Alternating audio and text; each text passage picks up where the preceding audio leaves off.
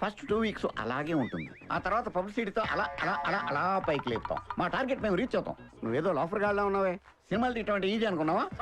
Hi friends and families, welcome to cinema picture channel. ఈరోజు మనం మాట్లాడుకోే మూవీ రివ్యూ కరా, యాక్టెడ్ బై ధనుష్ గారు, అలాగే హీరోయిన్ మమితా బైజు. సినిమా చూసిన తర్వాత నాకేమనిపించిందంటే, వీలైనంత వరకు ఏదో ఒకటి చేయి. కొత్త కొత్త మాటలు మాట్లాడుతున్నాడు, ఏదో ఒకటి చేయాలంట. ఫస్ట్ స్టోరీ లైన్కి వచ్చేస్తే, ఒక దొంగతనాలు మానేయాలనుకుంటాడు. మళ్ళీ దొంగతనం ఎందుకు చేశాడు, పట్టుబడ్డాడా లేదా అన్నదే స్టోరీ లైను. కానీ సినిమా చూస్తున్నంతసేపు ఎంగేజింగ్గా ఉంటుందా అంటే ఏం ఉండదు. ఒక నార్మల్ విలేజ్ బ్యాక్డ్రాప్ టైప్లో నడుస్తూ ఉంటుంది సినిమా. కానీ అదే ఎందుకో నాకు ఎక్కలేదు సినిమాని.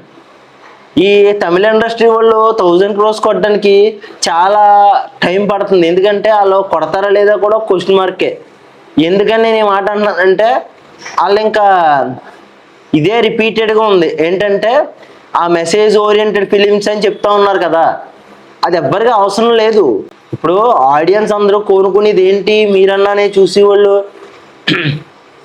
ఒక స్టోరీ ఉందా, అది ఎంగేజింగ్గా తీసుకెళ్లారా, అందులో మంచి యాక్షన్ ఎలిమెంట్లు ఉన్నాయా, మంచి సాంగ్స్ ఉన్నాయా, ఒక లవ్ స్టోరీ పెట్టారా, దాన్ని ఎలా తీసుకెళ్తున్నారు అన్నదే సినిమా కదా.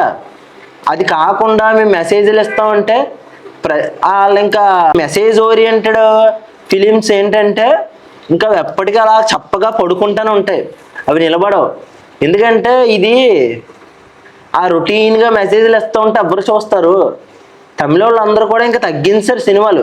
తెలుగులో కూడా సినిమాలు పడిపోవడానికి, టాలీవుడ్ పడిపోవడానికి కారణం కూడా ఏంటంటే సినిమాలు చాలా తక్కువ వస్తున్నాయి, పైగా మంచి సినిమాలే రావట్లేదు.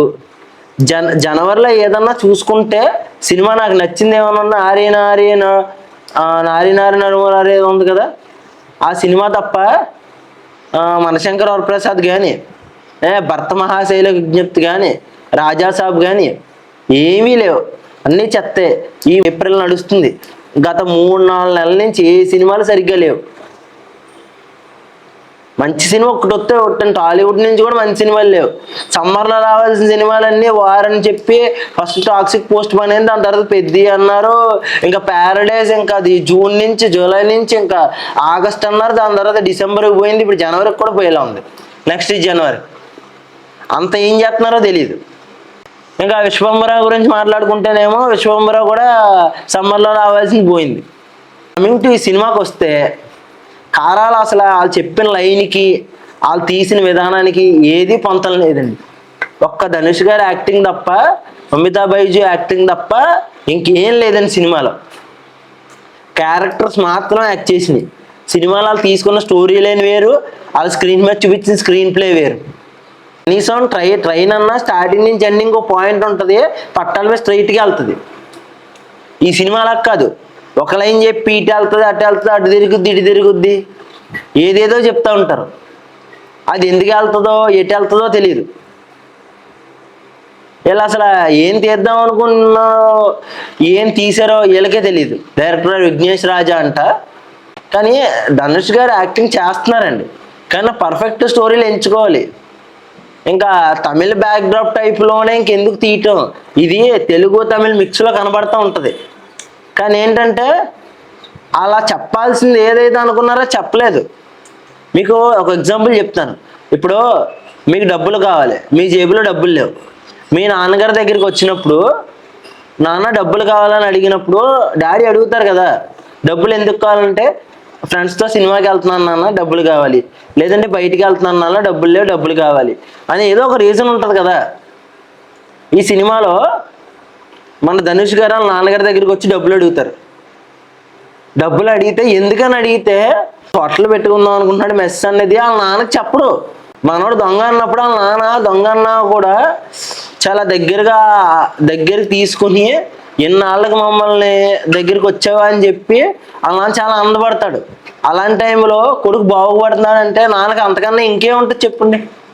ఒక ఎదవ పని చేసి కొడుకు బాగుపడతాడని చెప్పి డబ్బులు అడగడానికి వస్తే ఏ నాన్న డబ్బులు ఎవరా, సినిమాలో చెప్పలేపారు. మీకు డైలాగ్ చెప్తాను. వాళ్ళ నాన్న దగ్గరికి వచ్చినప్పుడు మెస్ పెట్టుకోవాలని చెప్పి డబ్బులు అడగడం కంటే ఏమంటాడు తెలుసా, నీకు చెప్పినా అర్థమవుతుంది అన్న అంటాడు.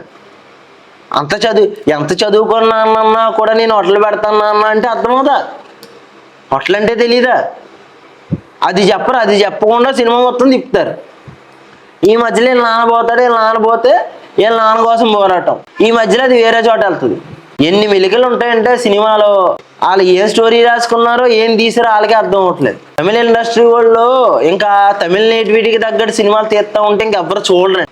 మీరు ఇండియా వైడ్ ఇండియా ఎలా అయితే చూస్తుందో ఇండియన్ సినిమాస్, ఆ నేటివిటీకి తగ్గట్టుగా మీరు సినిమాలు తీయాలి. మీరు ఎంత కొత్త జానర్ ఎంచుకున్నా కూడా అది ఇండియన్ సినిమాస్ తగ్గట్టు ఉండాలి. మీరు మీ రీజనల్ ఫిలిమ్స్ తీసుకోవచ్చు. ఇప్పుడు మీ తమిళనాడు దగ్గర తీసుకోవచ్చు, కొంతవరకు ఉండాలి. మొత్తం తమిళలోనే ఉంటుంది, తమిళనాడు ఏరియాల్లోనే తీస్తూ ఉంటే అవ్వదు కదండి. టాలీవుడ్ కూడా గత కొంతకాలం నుంచి పడతానే ఉంది ఫ్లాప్లు. కానీ అయినా మేము స్టాండర్డ్గా ఉండగలిగామంటే మాకు హిట్లు వచ్చి సినిమాలు ఉన్నాయనే గ్యారంటీ వల్ల మేము ఫ్లాప్ వచ్చి నిలబడగలుగుతున్నాం. తెలుగు సినిమాస్ తమిళలో ఒక హిట్ రావడానికి చాలా కష్టపడుతున్నారు. మీరు అది గుర్తుపెట్టుకోండి. నిజంగా కారా సినిమా నేను ట్రేజర్ మాత్రమే చూశానండి, ట్రైలర్ కూడా చూడలేదు.